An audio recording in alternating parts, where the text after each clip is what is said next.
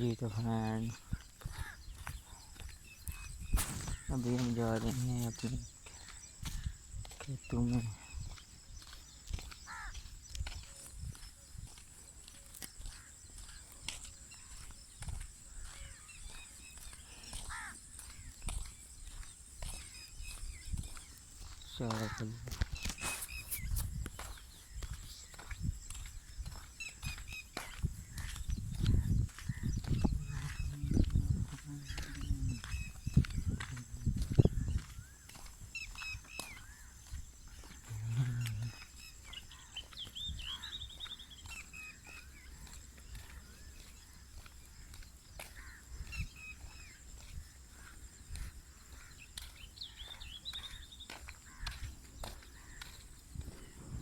Donkey feel something.